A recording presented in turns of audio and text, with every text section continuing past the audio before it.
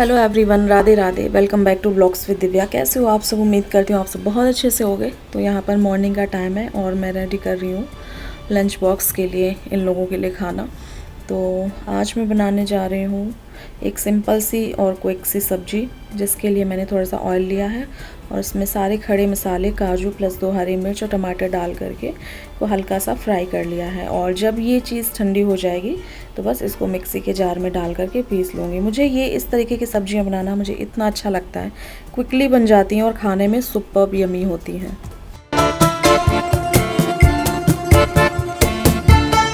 Good morning सबको, राधे राधे। आज थोड़ा सा मैं लेट हो गई हूँ उठने में, तो मुझे बड़ा अजीब सा लग रहा है। 6:07 पर मेरी आँख खुली। अलार्म कब बजा कब नहीं बजा मुझे समझ में नहीं आया। आज मैं फटाफट से लंच बना रही हूँ दोनों लोगों के लिए सेम, क्योंकि लेट हो चुका है।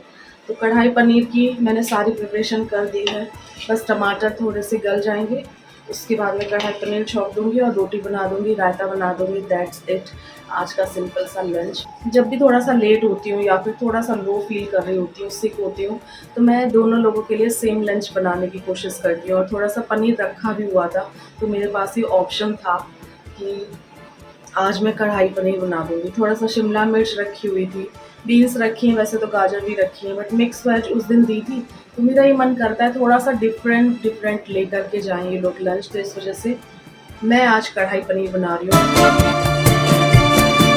तो यहाँ पर आप देख सकते हैं कि इस तरीके से मैं इसको ठंडा कर लूँगी, क्योंकि कभी भी कोई भी गर्म चीज़ हमें मिक्सी के जार में नहीं डालनी है, कुछ इंसिडेंट हो सकता है। और यहाँ पर मैंने जो पनीर है उसको भी फ्राई कर लिया है।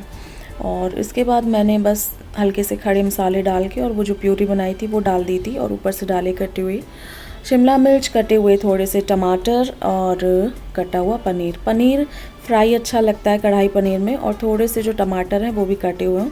अगर आप प्याज खाते हो तो क्यूब्स के साइज़ के आप प्याज भी इसी डाल देना इसी वक्त। मैंने स्किप किया क्योंकि मैं खाती नहीं हूँ। और यहाँ पर बस नन्नू का लंच पैक हो रहा है, और काफ़ी सारे लोगों ने मेरे नन्नू के लंच बॉक्स की बहुत तारीफ़ की, तो थैंक यू सो मच। लगभग डेली तारीफ़ आई जाती है जब भी मैं लंच बॉक्स दिखाती हूँ। इनका भी अच्छा लगा सबको, और नन्नू का भी अच्छा लगता है जब अपने बच्चे अच्छी अच्छी चीज़ लेके जाते हैं। और माँ बाप होते ही ऐसे हैं जो अपने बच्चों के लिए बेस्ट करने का सोचते हैं, कुछ भी हल्का फुल्का नहीं करते हैं मेरे हिसाब से। तो बस यहाँ पर उन दोनों लोगों को भेज करके मैंने क्लीनिंग कर दी है। मैं इस तरीके की क्लीनिंग करती रहती हूँ, आप देख सकते हैं। जो लोग बोलते हैं मुझसे, इस तरह के कमेंट करते हैं, इतनी सफाई की क्या ज़रूरत है। तो अब देखिए कितना सब कुछ गंदा हो रखा था, और देखने में भी बहुत डल डल लगता है, गंदगी सी लगती है, हाइजीन पर्पस से भी ठीक नहीं है। तो यहाँ पर सारा कुछ मैंने टैप वगैरह, बास्केट वगैरह नीट एंड क्लीन कर दिए, क्योंकि धुले हुए बर्तन जिसमें रखते हैं वही चीज़ गंदी है, तो फिर फ़ायदा ही क्या धुले हुए बर्तन रखने से। और सेकंड, मेरी ये आदत है कि कोई भी चीज़ टूटी फूटी हो गई, हल्की सी इचकी पिचकी हो गई, बर्तनों में स्क्रैचेस हो गए, नॉन स्टिक के जो बर्तन होते हैं वो कोटिंग उतरी हो गई, तो इस तरीके की चीज़ें मुझे बिल्कुल भी पसंद नहीं है, और वो हेल्थ के लिए भी ठीक नहीं है, और देखने में भी बहुत गंदी लगती हैं। तो बस इस तरीके की आदत है मेरी, जिसको मैं फॉलो करती रहती हूँ डेली।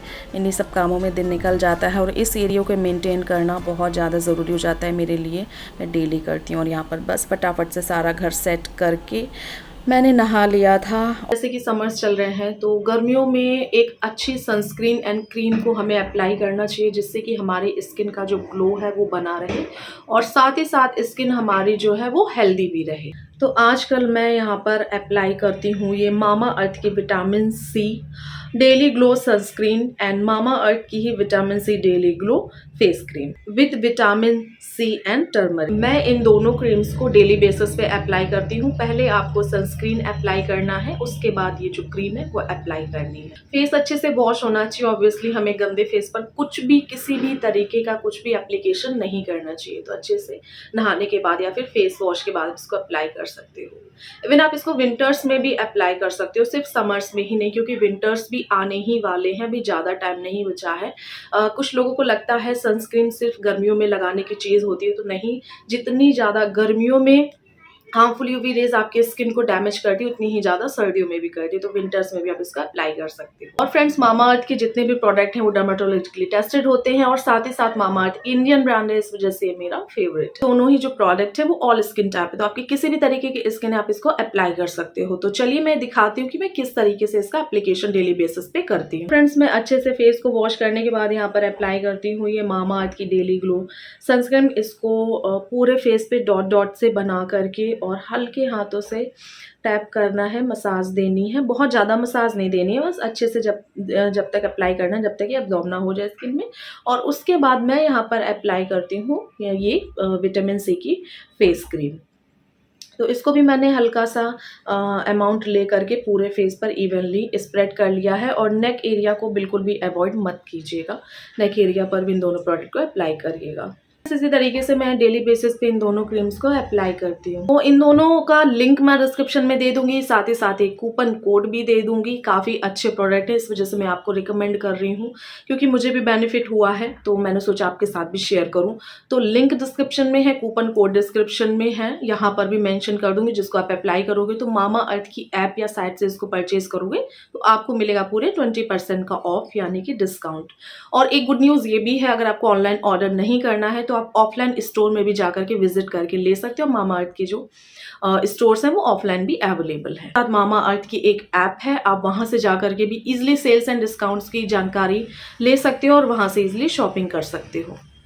तो देर किस बात की फ्रेंड्स, सारे ही ऑप्शन है मामा अर्थ की तरफ से आपके लिए, एंड नेचुरल चीजें ये प्रोवाइड कराते हैं हमको, तो इससे अच्छी और बात क्या होगी। तो देर किस बात की, अभी जाए मेरा डिस्क्रिप्शन बॉक्स चेक करिए, और कुछ भी डाउट्स हो तो मुझसे कमेंट बॉक्स में पूछ लीजिएगा। अब जा करके फुर्सत हुई हूँ, अभी भी फुर्सत नहीं हुई, मतलब काम ही कर रही हूँ। कपड़े फोल्ड करने हैं, बट उससे पहले मुझे लैपटॉप पे बहुत बहुत ज़्यादा इंपॉर्टेंट काम करना था, वो मैं करने लगी थी। इस वजह से ये वाले कर्टन मुझे बहुत अच्छी लगती है, एकदम ब्राइटनेस रहती है, ब्राइट ब्राइट सा रूम लगता है। बाहर की जब नेचुरल लाइट आती है तो बहुत अच्छा लगता है, बहुत ज़्यादा ही। मैंने सोचा चलो यहाँ थोड़ा सा आपसे बात कर लेती हूँ, बात भी हो जाएगी, मेरा काम भी हो जाएगा साथ साथ। फुर्सत कहाँ मिलती, मतलब एक बार आँख खुल जाए तो फिर जब रात में सोने जाओ तभी फुर्सत मिलती है, ऐसे कहाँ फुर्सत मिलती है। घर में कितना काम होते हैं, कहने को होता है कि छोटा घर है, छोटी फैमिली है, बट अगर एक करने वाली औरत है तो घर चाहे छोटा हो, घर चाहे बड़ा हो, उतने ही काम होते हैं।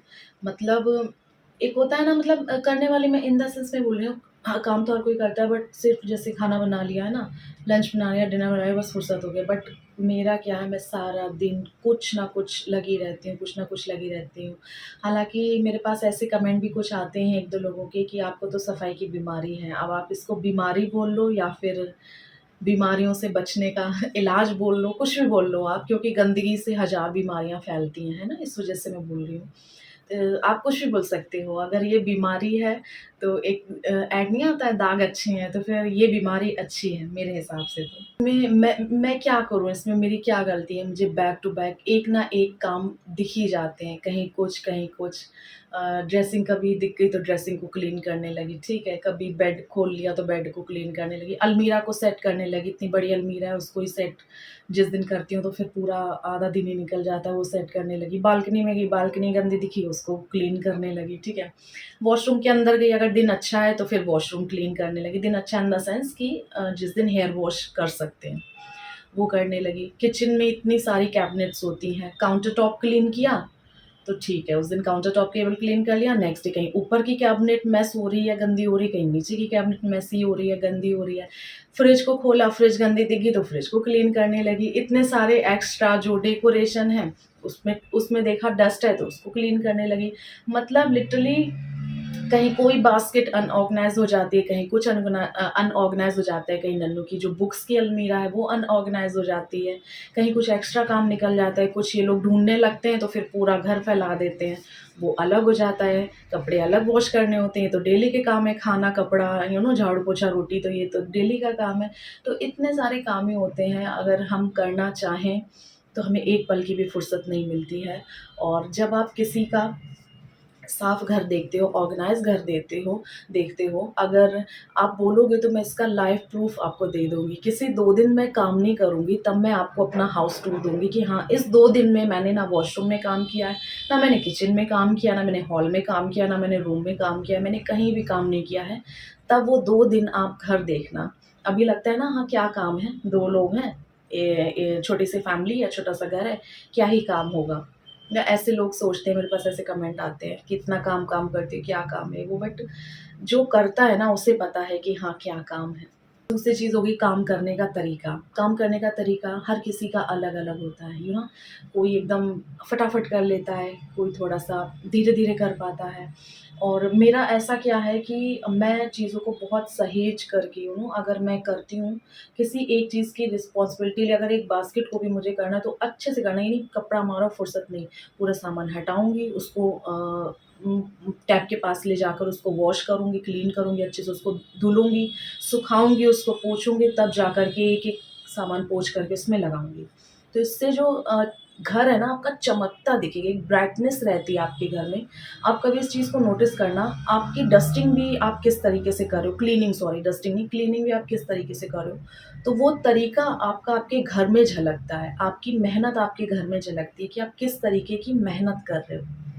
जैसे अभी मैंने कपड़े फ़ोल्ड नहीं किए तो पीछे आपको कपड़े फैले दिख रहे हैं, बट अभी मुझे बहुत इम्पोर्टेंट काम करना था, इस वज़ह से मैं लेकर के बैठ गई। वैसे तो बहुत दिन से मैं ये सुन रही हूँ कि तुम्हें सफाई की बीमारी है, तुम्हें सफाई की बीमारी है, और एक ही आईडी से आ रहा है, सेम आईडी है, वो बार-बार यही बोलती है मुझे, तुम्हें तो सफाई की बीमारी है, तुम्हें तो सफाई की बीमारी है। तो ऐसा नहीं होता है, सफाई की बीमारी नहीं होती, सफाई की एक अच्छी आदत होती है। और आप मेरे घर को देख कर के बताओ कि ऐसा मैं क्या यू नो बीमारी वाला काम करती हूँ कि जिससे सफाई की बीमारी हो। एक नॉर्मल घर को ऑर्गेनाइज़ रखना, नॉर्मल फ्रिज को ऑर्गेनाइज़ रखना, किचन को क्लीन रखना, सब कुछ क्लीन रखना, तो इसमें बीमारी वाली बात कहाँ से आ गई? आप लोग प्लीज़ मुझे कमेंट करो। वो इतने बार मुझे बोल चुकी हैं ना, इतने बार उनका कमेंट आ चुका है, रिसेंट भी आया हुआ है, आपको दिख भी जाएगा, तुम्हें तो सफाई की बीमारी है, ऊपर से बोल कर के हँसती और मैंने कहा चलो हँस लो, मेरी वज़ह से कोई हँस ले, खुश हो ले, इससे अच्छी क्या बात होगी। और जो भी हो, ओवरऑल मुझे इस घर में बहुत बहुत ज़्यादा अच्छा लगता है। झट से उधर पहुँच जाओ, झट से इधर पहुँच जाओ, कहीं भी बैठो अपना पूरा घर दिखता है।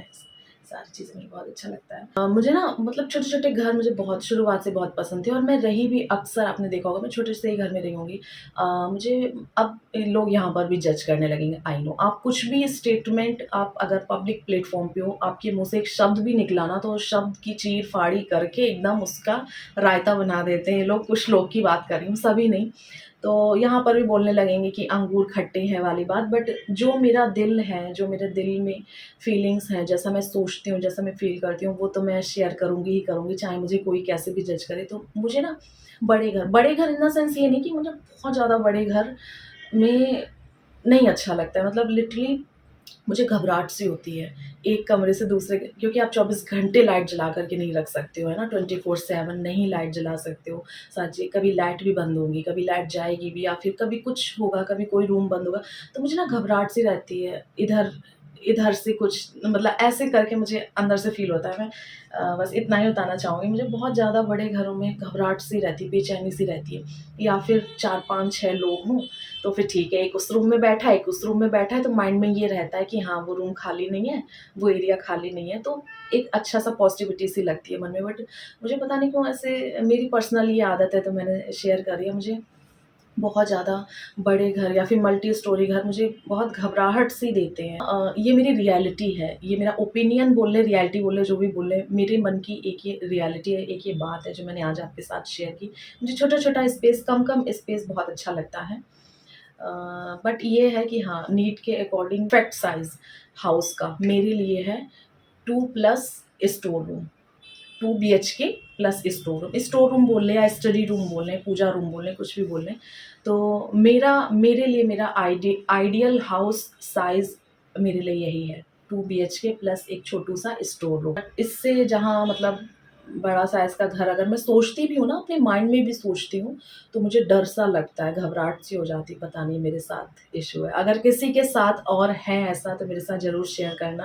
बट मैं ऐसा मानती हूँ कि हमें हर तरीके की स्पेस के लिए, हर तरह की चीज़ों के लिए रेडी होना चाहिए। पता नहीं लाइफ़ में कब कहाँ हमें मूव होना पड़ जाए, कब कहाँ हमें शिफ्ट होना पड़ जाए, कब कैसी कंडीशन आ जाए, तो हमें फिर कम में ज़्यादा में हर तरीके की हमें आदत होनी चाहिए। मेरा मन ये करता है मेरे पास जितना भी है एक्स्ट्रा लबाड़ कबाड़ ना हो, देखने में मैसी ना लगे, और वो बहुत, जैसे मेरे पास अगर 10 रुपए की भी चीज़ हो ना, तो मैं उसको बहुत क्लीन करके और ऑर्गेनाइज करके रखूँ। ज़रूरी नहीं है कि आप देखोगे मेरे पास अगर एक तरफ 50 रुपए का आइटम पड़ा होगा और दूसरी तरफ 5,000 का आइटम पड़ा होगा, तो जितनी केयर मैं 5,000 वाले आइटम की करूँगी, उतनी ही ज़्यादा केयर से मैं 50 रुपए वाली चीज़ को भी रखूँगी। तो ये मेरी आदत है। फ़र्क नहीं पड़ता आपके पास चीज़ें कैसी हैं, फ़र्क पड़ता है कि आप उन चीज़ों को किस तरीके से रखते हो। सो फ्रेंड्स, शाम का टाइम हो चुका था और यहाँ पर ये आ गए थे जल्दी थोड़ा सा, तो कहने लगे चलो मेला देख के आते हैं।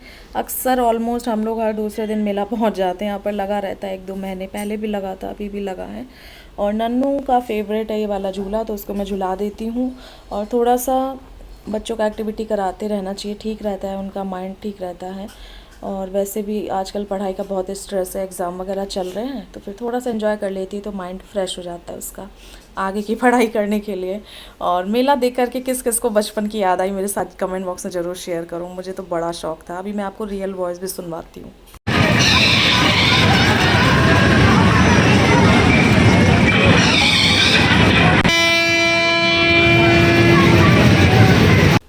तो यहाँ पर मैं मेला लगता था और बस मम्मी से रोना शुरू कर देती थी, मुझे मेला जाना है, मेला जाना है। तो बस वही यादें ताज़ा हो जाती हैं जब भी कहीं मेला लगता है। आजकल ऐसी चीज़ें देखने को मिलती कहाँ हैं, बहुत ही कम मिलती हैं। और यहाँ पर खाई थी हमने फ्रूट आइसक्रीम, जो कि सुपर टेस्टी होती है। बिना मन से ली थी, बट सच में लास्ट टाइम की बात कर रही हूँ, तब से फेवरेट हो गई है। हर बार जाती हूँ, हर बार खाती हूँ ये झालमुड़ी और आइसक्रीम। तो चलिए इसी के साथ करते हैं आज वाले ब्लॉग को एंड। उम्मीद करते पसंद आया होगा। तब तक के लिए राधे राधे।